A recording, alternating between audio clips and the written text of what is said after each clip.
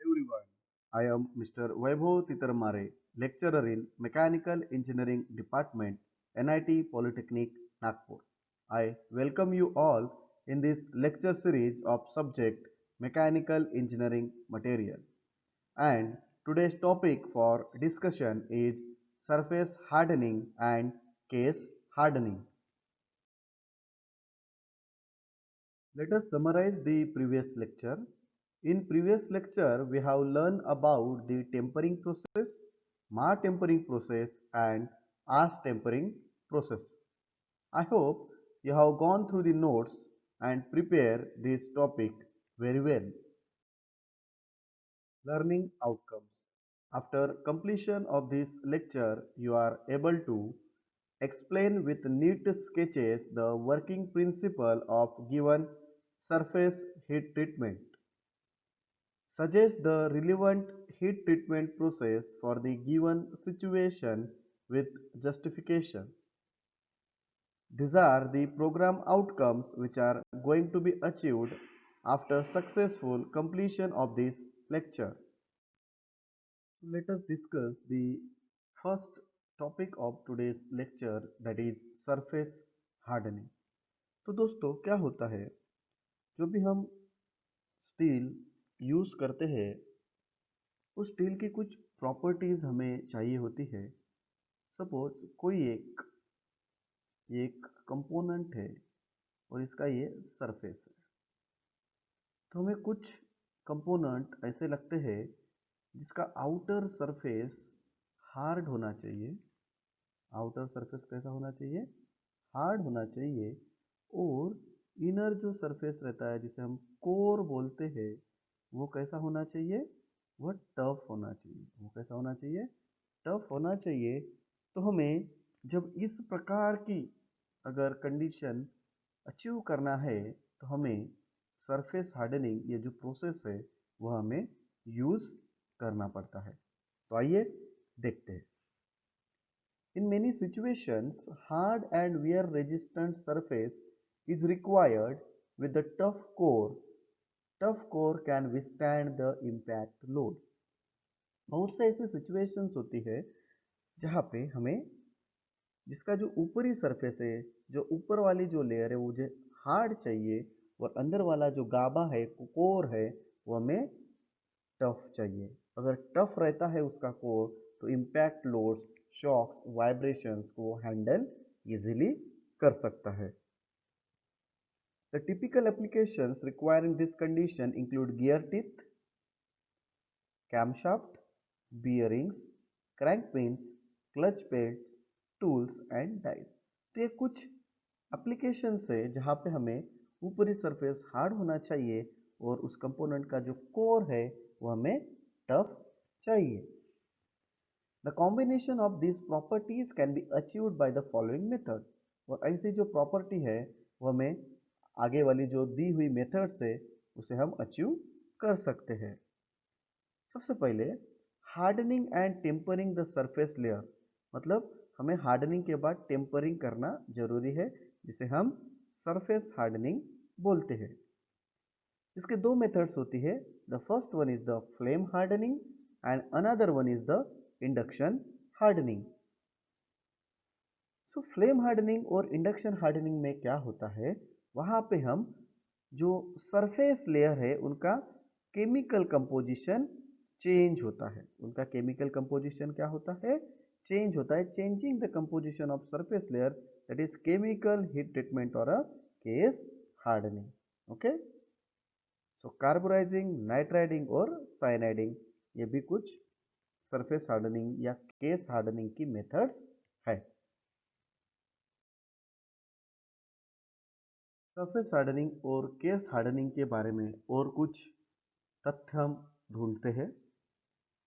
In many engineering component, it is desirable to have different properties as surface and the core। ये हमने देख चुके हैं। By basic heat treatment process such as annealing, normalizing, hardening and tempering, it is not possible to obtain steel of any condition either soft, tough or hard, but to have different properties at surface and at the core component.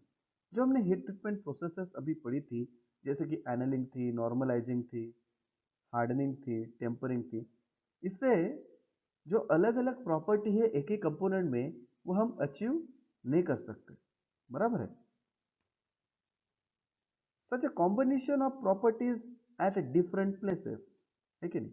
हमें outer surface पे hardness चाहिए और core में toughness चाहिए। तो ये जो combination of properties है अलग अलग जगहों पे of same component can be achieved by special heat treatment called as case hardening और सरफेस हार्डनिंग।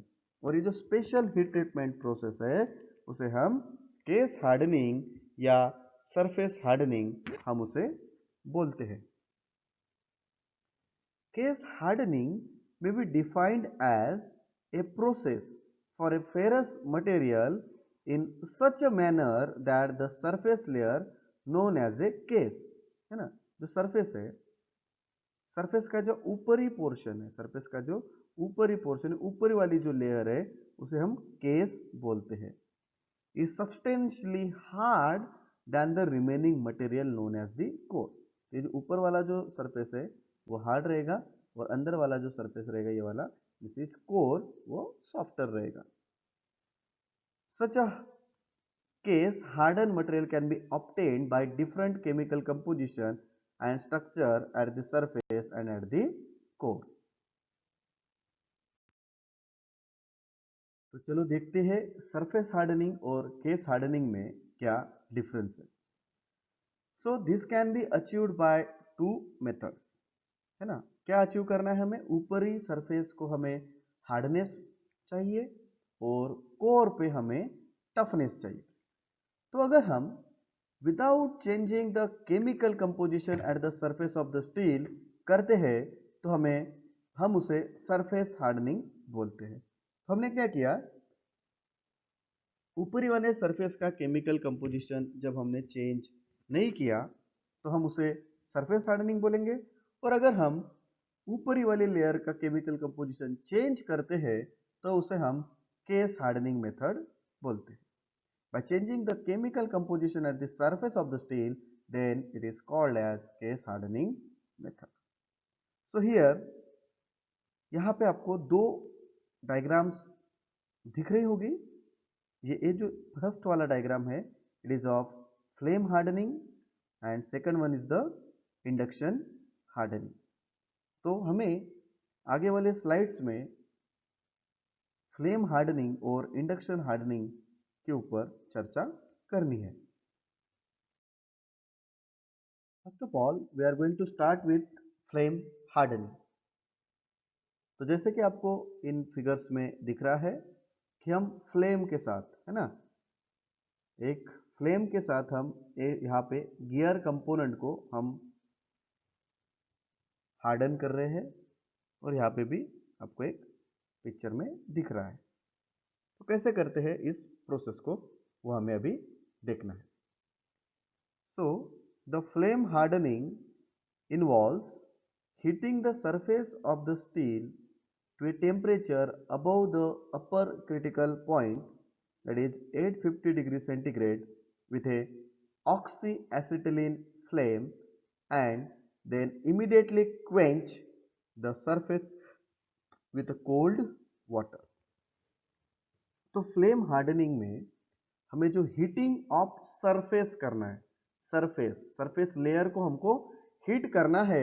कहाँ तक हमें उसको हीट करना है, अपर क्रिटिकल टेम्परेचर के अबोव, ऊपर अप्रोक्सीमेटली 850 डिग्री सेंटीग्रेड तक हमें उस सरफेस को हीट करना है।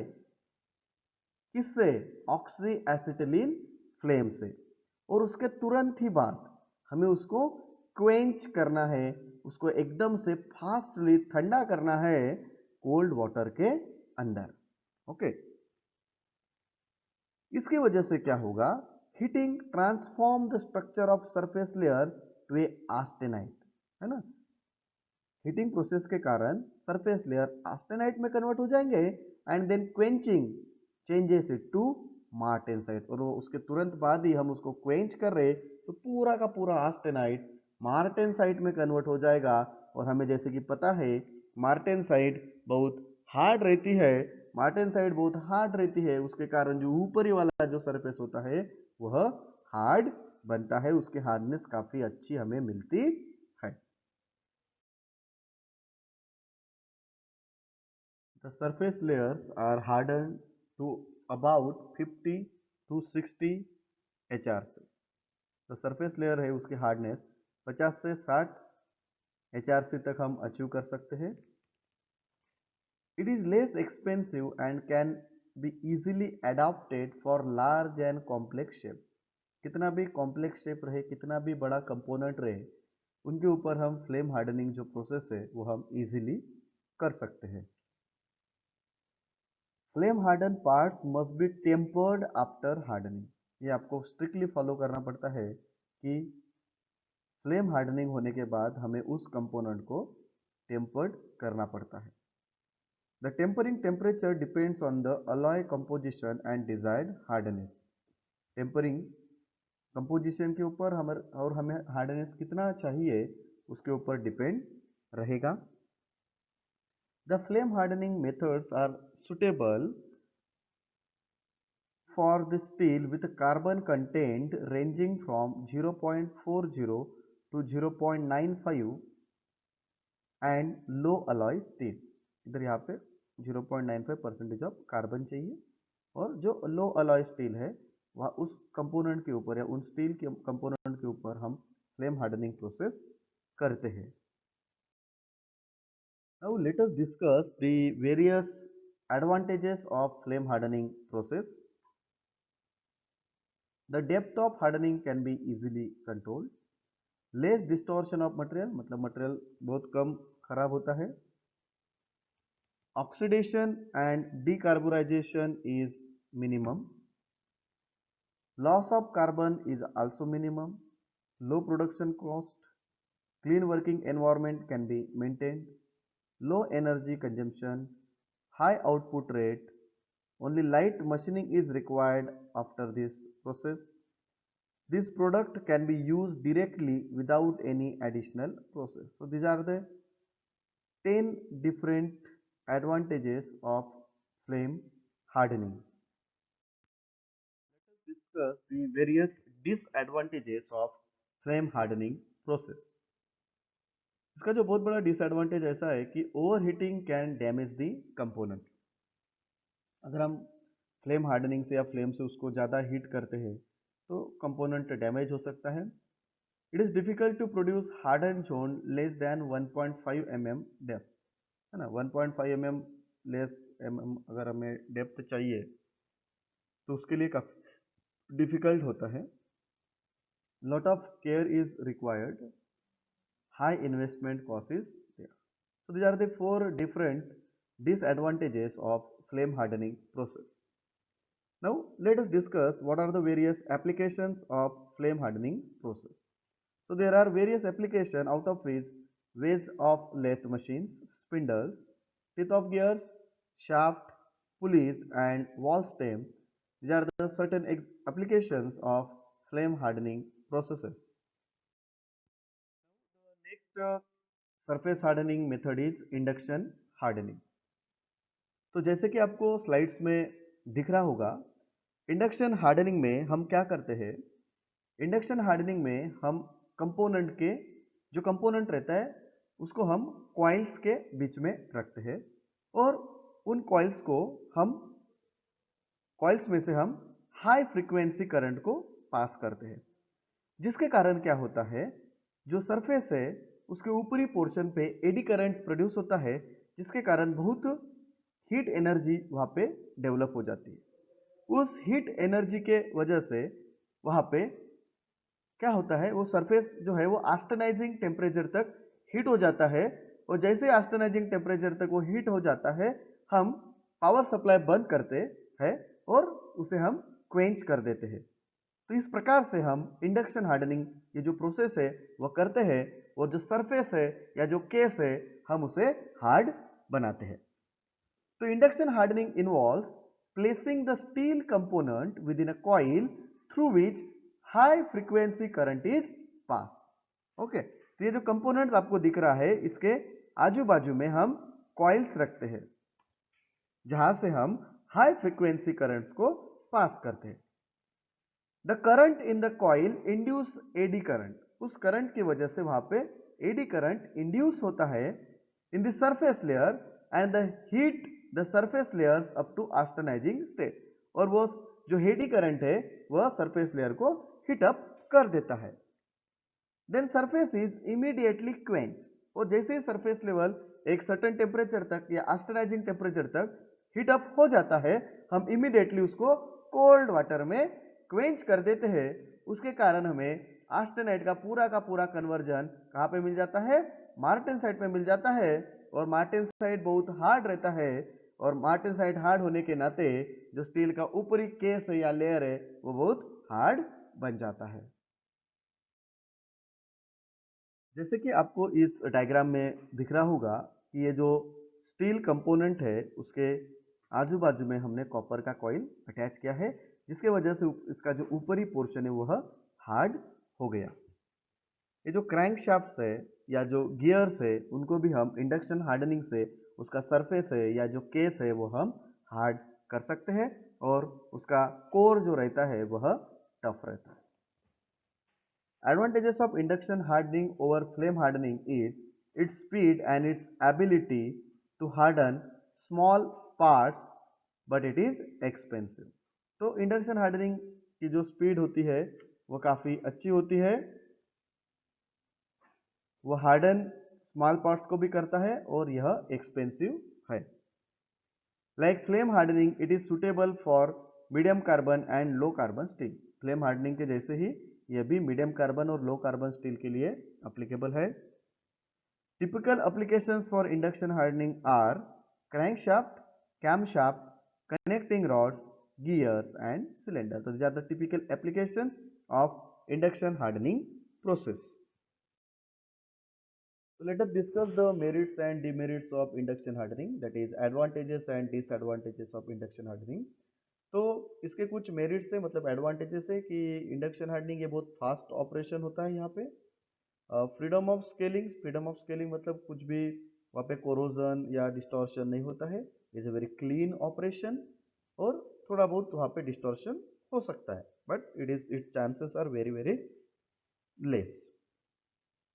उसका एक ही डिसएडवांटेजेस है, डीमेरिट है, कि इसकी इक्विपमेंट कॉस्ट बहुत हाई होती है। इसके कुछ एप्लीकेशंस है जैसे कि piston rods, pump shaft, spur gears, cams, crankshaft and camshaft. So these are the typical merits, demerits and applications of induction hardening. So these are the unit outcome achieved. Explain with the neat sketches the working principle of given heat treatment surface. Suggest the relevant heat treatment process for the given situation with a justification. Let us review the today's lecture. In today's lecture, we have learned about the surface hardening process, their advantages, disadvantages and types. We have also discussed about the flame and induction hardening with their merits and demerits. These are the program outcomes that we have achieved after successful completion of this lecture. These are the most likely questions that are asked in MSBT. Describe the surface hardening and case hardening. Describe flame hardening process with the advantages, disadvantages and applications. Describe induction with the advantage and disadvantages. So thank you very much guys. In next lecture we have lecture on carburizing and nitriding. तो ये हंसते रहिए, मुस्कुराते रहिए और पढ़ते रहिए. Stay home, stay safe.